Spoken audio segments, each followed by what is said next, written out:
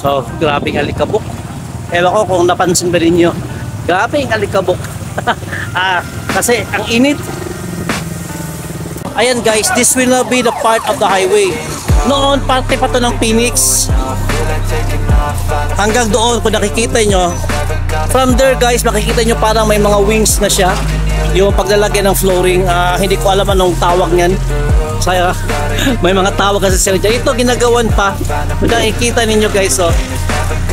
Ayan, ginagawan pa. Ito sila meron na. Ayan. Ito guys ang diversion route papuntang norte, papuntang south. Ayan. And this is the Maa Road. Ayan, papunta ng NCCC. At saka guys, papunta doon guys, papuntang Magtuhod.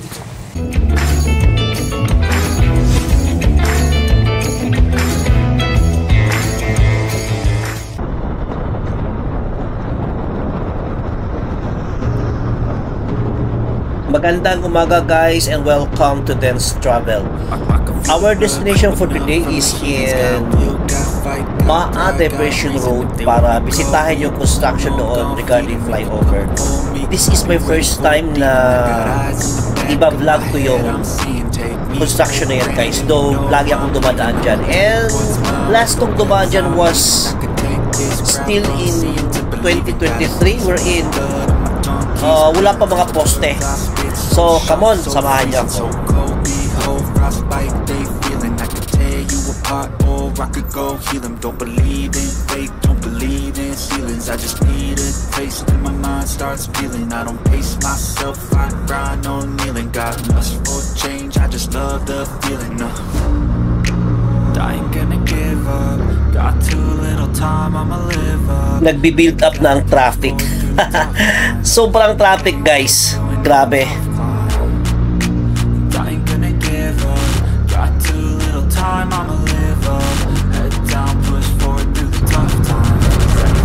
Singit na lang tayo ng singit pero hindi naman bastusan. Singit lang ng maayos. At maghanap tayo ng mapaparkingan doon sa unahan. Sa kaya ako magpapark dito. Ayan guys, so kung nakikita ninyo ang mga poste. Ayan, ayan, ayan. Wala pa siyang flooring. So magpapark ako sa unahan. Dito na lang yata ako. Dito sa may Woodridge. Dito. Okay. Ang init. Hindi ako nakadala ng sombrero. Naiwan sa bahay. Ang bihira. Pero trabaho lang. Patuloy tayo sa trabaho kahit naiwan natin yung sombrero. Magandang umaga guys. Narito tayo ngayon sa Diversion Maa sa ginagawang flyover. Tingnan natin guys kung ano na ang mga updates dito. Malapit na bang matapos? Patagal pa ba matapos? May nagtatrabaho ba? So, alika guys, samahan niyo ako at ating bibidyohan. Tingnan natin kung ano na mga nangyayari dito. Last kong punta dito guys, wala pa mga poste. Hukay pa lang. Ngayon, nakikita niyo sa likuran ko, may mga poste na. So, tingnan natin to. Tara, samahan niyo ako. Ayan guys, may mga poste na siya. Pero grabe ang traffic. Siyempre, ma-traffic kasi may construction. Right? Pag matapos ang construction na to guys, I'm sure na maiis ang traffic. Makakatulong masyado ito. Makakatulong ito guys sa traffic ko. Ayan, ang dami ng poste. Pero masyadong ma-traffic. Isa, dalawa, tatlo, ilang poste na kaya to? May ambulansya pa. From there guys, ayan, hindi na umuurong mga sasakyan hanggang dito. Ayan, medyo ma-traffic hanggang pa yan sa dulo. Kasi guys, ito yung papuntang norte. Yan, sila naman ang pinapalusot. So, stay muna sila dito. So, itong papuntang south, stay muna. Pero umuurong konti. Okay lang. From there guys, makikita nyo parang may mga wings na siya. yung paglalagay ng flooring. Hindi ko alam anong tawag niyan. Saya may mga tawag kasi sila dyan. Ito ginagawan pa. Nakikita ninyo guys, oh. Ayan, ginagawan pa. Ito sila meron na. Ayan.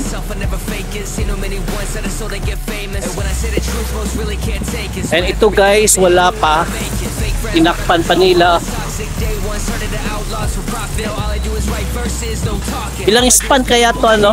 Tingnan natin kung meron bang mga billboards dito na we're in. May mabasa tayo.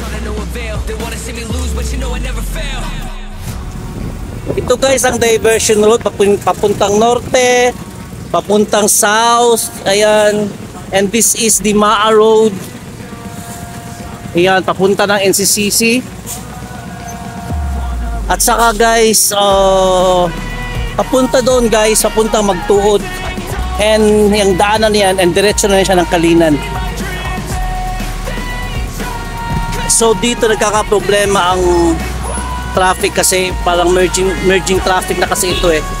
Kanto kasi, tapos may construction pa.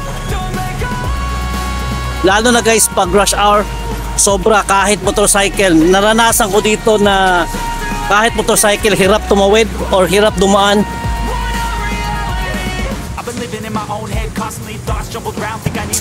And then kunin yata ito ng gobyerno. Andyan. Tanungin natin.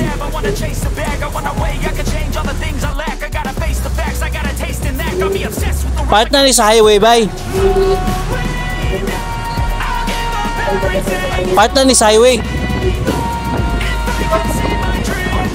O sa gasoline station Japon eh. Partner sa highway.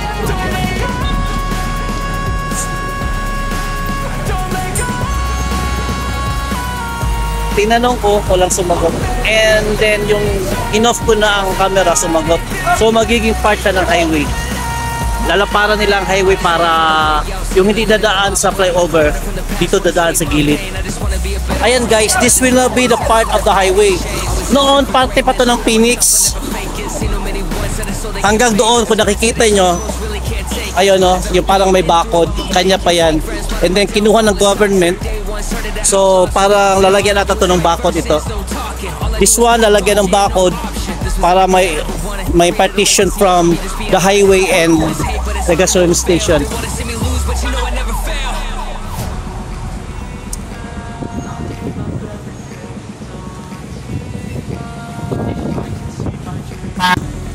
So much for now. And 2, 3, 4, 5, 6 months from now, babalikan natin ito, construction na to guys, and tingnan natin ang mga updates. So as of now, it's already about 11:30 and I'm going to take my lunch na. So, samahan nyo ako, kakain tayo.